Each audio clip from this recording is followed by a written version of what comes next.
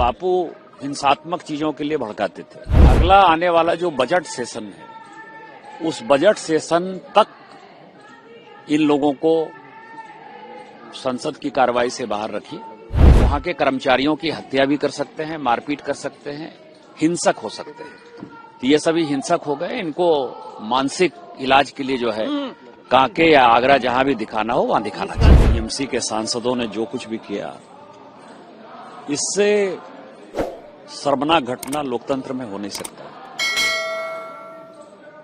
Speaker के सामने जो एम्प्लॉई बैठते हैं, लोकसभा सेक्रेटेरिएट के लोग, जो पार्टी के लोग नहीं हैं, जो कर्मचारी हैं, उनके टेबल पर खड़ा हो जाना, नारा लगाना,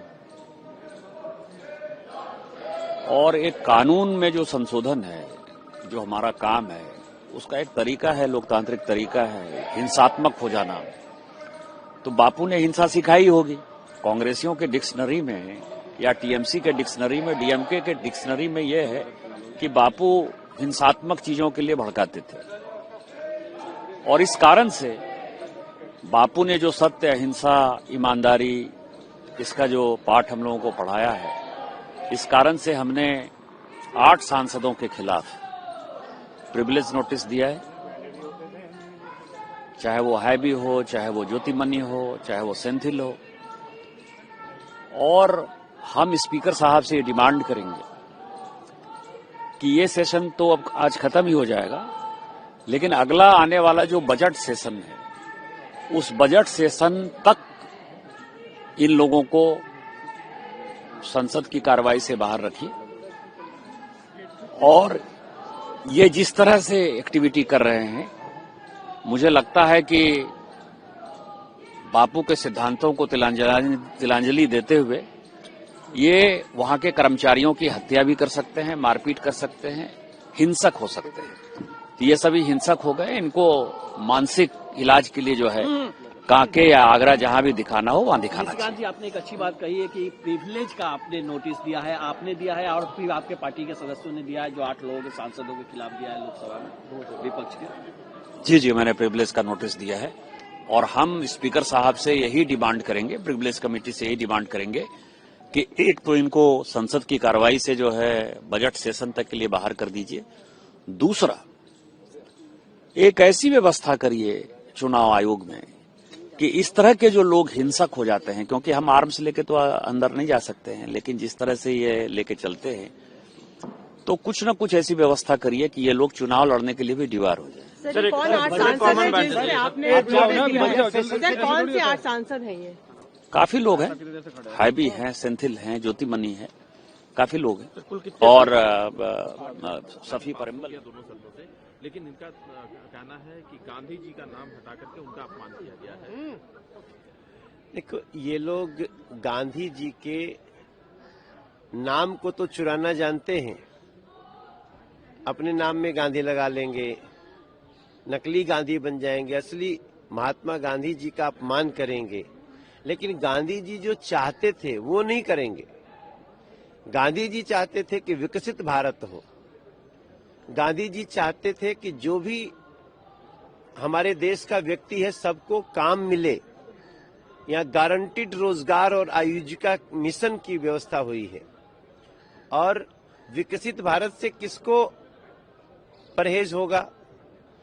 100 दिन की जगह 125 दिन तक गारंटीड रोजगार काम देंगे ही देंगे, अगर ऐसी व्यवस्था की हुई है।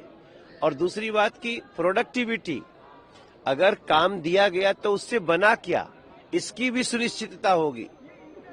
ये नहीं कि पहले गड्ढा खोद दिया, फिर गड्ढा भर दिया, काम हो गया। गड्ढा खोदा तो तालाब बने, भरा तो मैदान बने। इस प्रोडक्टिविटी की बात कर रहे हैं ये बिल। लेकिन इन लोगों को ये कौन बताए कि गांधी जी गरीबों के घर निर्माण में जिंदा हैं। गांधी जी गरीबों को जब रोजगार मिलता है उनकी खुशी में जिंदा है। मगर ये इस बात को समझते नहीं। गांधी जी जो चाहते थे हम उसको सत्य करके रहे। सर, एयर पॉल्यूशन पर भी चर्चा होनी थी, कल का दिन निर्धारित था, लेकिन जिस तरह से हंगामा हुआ इस मुद्दे पर चर्चा नहीं हो पाई।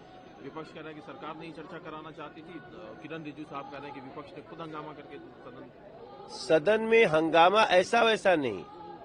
चलो आप विरोध कर रहे हैं, हम यहां तक भी सहमत हैं, लेकिन ये लोग अध्यक्ष के आसन पे खड़े हुए हैं, जहां पवित्र पत्र रखे जाते हैं वहां पे जूता लेकर के खड़े हुए हैं। ऐसा फाड़ फाड़ के जिस तरह से ये फेंके हैं, उस कागज फाड़ फाड़ के फेंक रहे हैं, आसन पे फेंक रहे हैं। ये खुद नहीं चाहते थे कि प्रदूषण पे चर्चा हो, क्योंकि प्रदूषण पे चर्चा होती, हम सब तैयारी में थे, प्रदूषण पे चर्चा होती तो जो ये 27 साल से दिल्ली को अपने कब्जे में रखे थे उनकी देन पता चलेगी कि 9 महीने वाले की देन पता चलेगी। इसलिए ये प्रदूषण पे चर्चा नहीं करना चाहते थे, क्योंकि जानते हैं कि जो नुकसान दिल्ली का करके गए हैं उसको ठीक करने में कम से कम 2 से 3 साल पटरी पे लाने में लगेगा। लेकिन समाजवादी पार्टी के एक नेता है आर.के. चौधरी, उनका तो कहना है कि हिंदू धर्म की मान्यता के अनुसार मृतक के शरीर को जलाया जाता है, होलिका दहन किया जाता है, ये सब भी फैक्टर है एयर पॉल्यूशन के। देखिए, इस तरह से कुतर्क करने वालों की तो कोई कमी नहीं। सच्चाई ये है कि आज जो हम आप यहाँ पे खड़े होके सांस ले रहे हैं ना, उसके पीछे जो कारण है UBR2, ईस्टर्न वेस्टर्न पेरीफेरी, वो कोयले से बिजली बनने वाला संयंत्र हटाना, जब हम बात करते ना तो लोग जमीन झांकते हुए नजर आते।